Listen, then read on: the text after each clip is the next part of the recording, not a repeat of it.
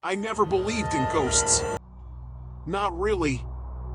I used to laugh when people talked about hauntings, chalking it up to creaky floors and an overactive imagination. But I'm not laughing now. It started 6 weeks ago when I moved into a quiet old duplex just outside Hartford. It was the kind of place that felt like it had been standing still for decades. Faded wallpaper, brass doorknobs, wood floors that sighed under every step. But the rent was cheap, and after the last breakup, I needed somewhere far from familiar places. Somewhere silent. The bedroom had an antique vanity built into the wall, wood frame, 3-panel mirror. Left and right panes angled inward, the middle one cracked faintly at the bottom corner. It must have been original to the house. I remember thinking it was beautiful, in a haunted kind of way. The first night I moved in, I didn't sleep well. I kept waking up with the sense that someone was in the room, standing by the foot of the bed. Each time, I'd sit up, heart pounding, and stare around in the dark. Nothing. Just the faint shape of the mirror across from me, catching glints of street light. By the third night, the dreams began. Or what I thought were dreams. I'd be lying there, unable to move, as a shape watched me through the mirror. Not reflected, inside it. A woman.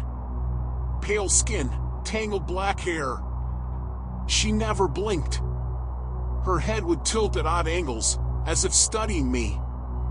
Her eyes were bottomless, like staring down into a well that had no end. I told myself it was just stress. A new place. Isolation. Nothing more. Then the mirror started changing. At first, it was subtle. The reflection lagged a second behind my movement, like a buffering video. When I turned my head quickly, I'd see myself still staring forward for a heartbeat before catching up. Sometimes, the corners of the mirror stayed dark no matter how bright the room was. Like the shadows didn't want to leave. A week in, I covered it with a bedsheet. That helped for a night. But the next morning, the sheet was crumpled on the floor. I assumed I had knocked it off in my sleep. Until it happened again. And again. Always in the morning, always in the same heap. On the third morning, I found the mirror uncovered and clean. Spotless, like someone had polished it. My fingerprints were gone. I called my landlord. Asked if anyone had died in the house, maybe some kind of history with the property. He told me the last tenant had left suddenly, left everything behind. Said the place had been vacant for nearly a year after that. No one wanted it. No reason why. I started avoiding the bedroom.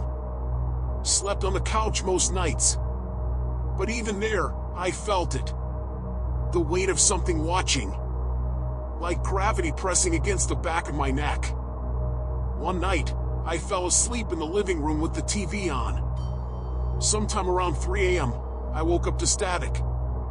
Not the normal kind. It had a rhythm to it.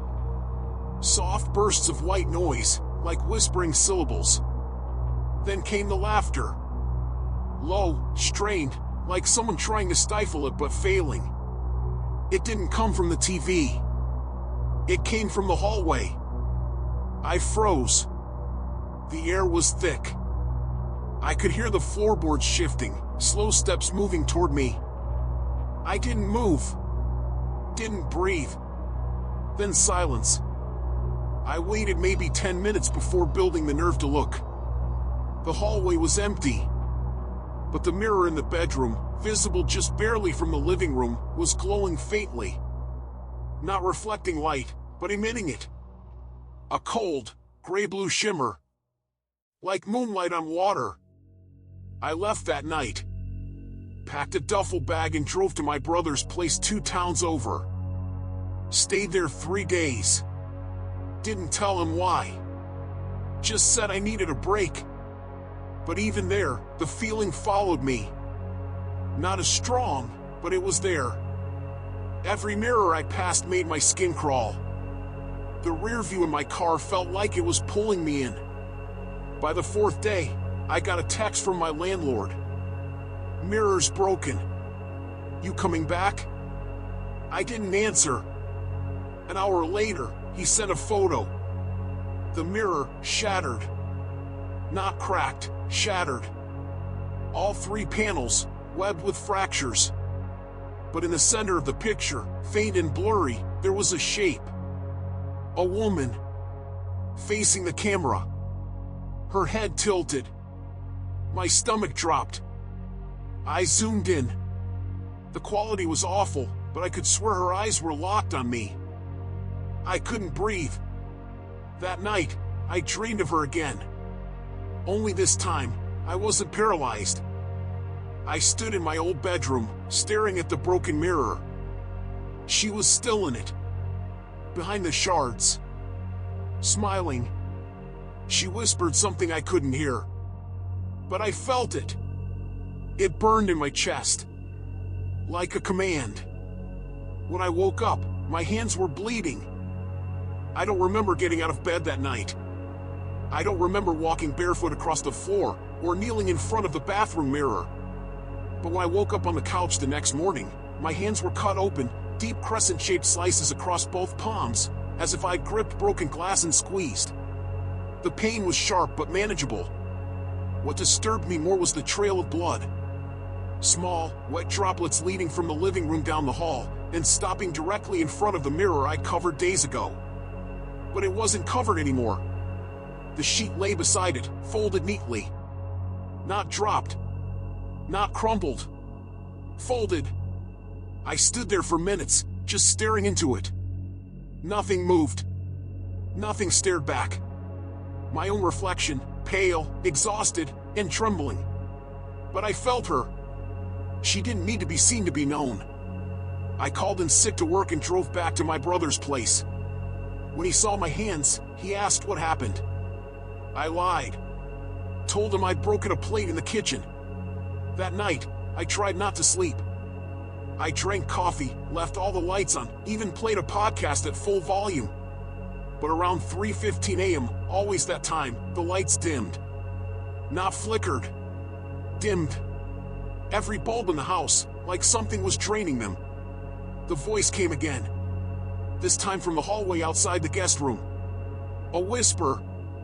"You brought her with you." I sat up. My throat clenched shut. The hallway light was flickering now, just barely holding on. And then, like clockwork, the same slow creaking steps. The floor protesting under a weight that shouldn't be there. My brother's dog started barking from downstairs, a frantic, desperate howl. And then, silence. I didn't sleep. I waited until sunrise and left without saying goodbye. I drove. 4 hours. Ended up at a motel in some no-name town 2 hours north. Left my phone off. I just wanted to be somewhere anonymous. Somewhere the thing in the mirror wouldn't know how to find me. But when I checked in and entered the room, the first thing I saw was the full-length mirror on the wall. Covered. With a bedsheet. Already. I stood frozen. My mouth went dry. There's no way anyone could have known. I reached out with one shaking hand and pulled the sheet down. The mirror showed nothing. I mean that literally, nothing. No reflection. Not me. Not the room behind me. Just blackness. Like looking through a window into a cave that swallowed light. Then she stepped into it.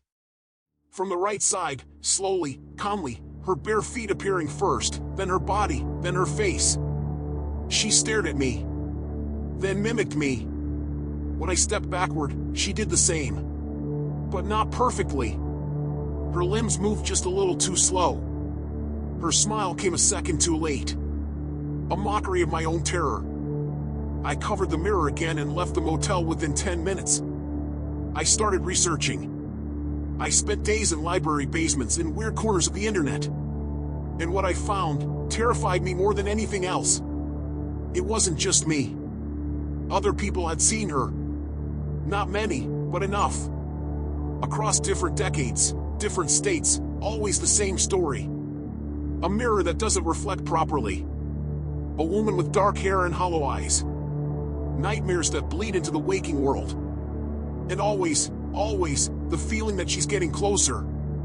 One post on an old paranormal forum described her as a fragment of a soul that couldn't pass through.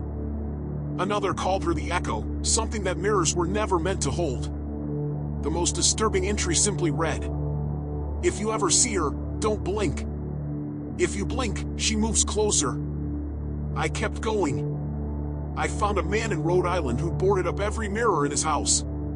Claimed he hadn't seen his reflection in over 10 years.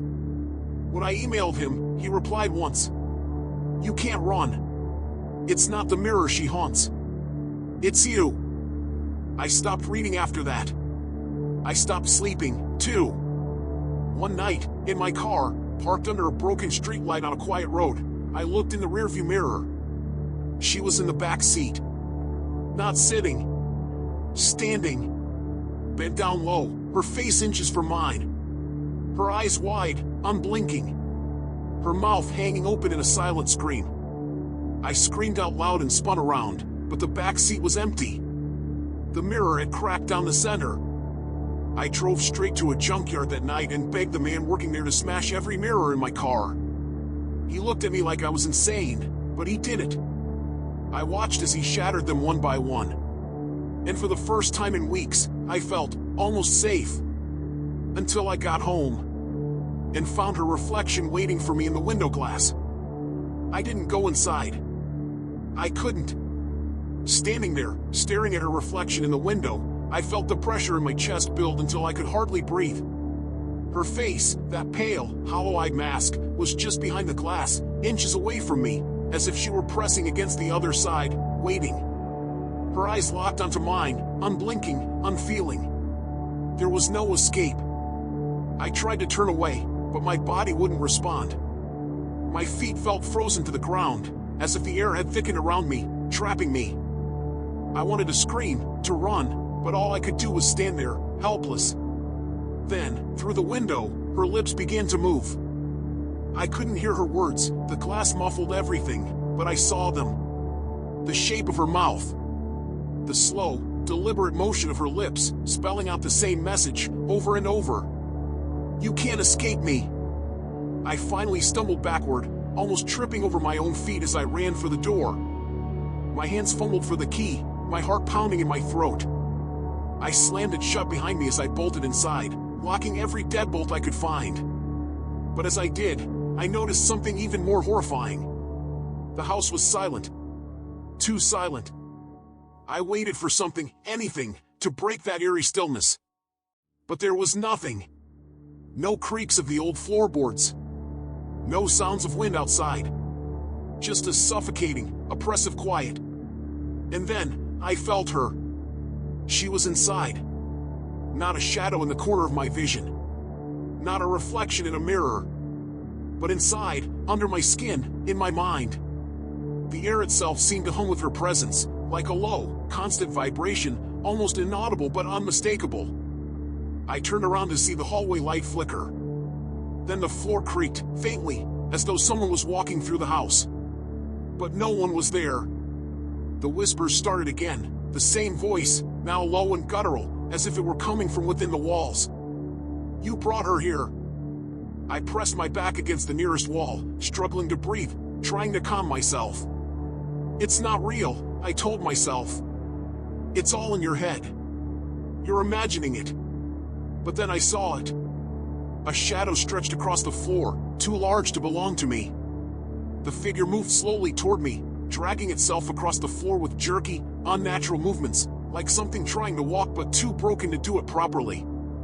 It was her. Her shadow. I didn't even wait to see if it would get closer.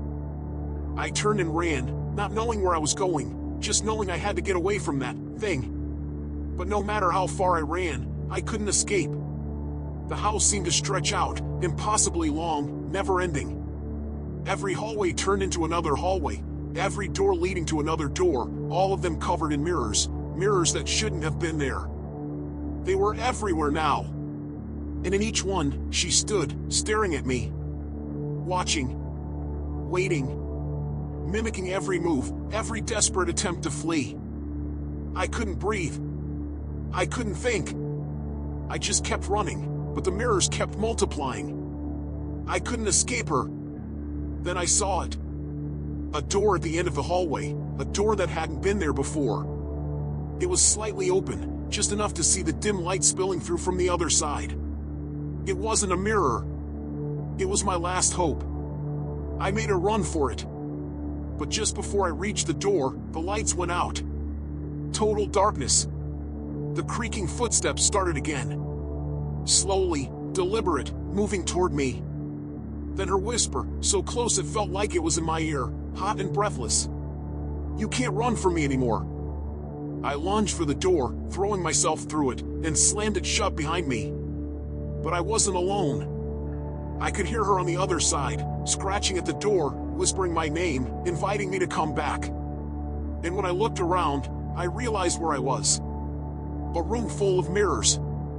Hundreds of them. And in each one, she was waiting.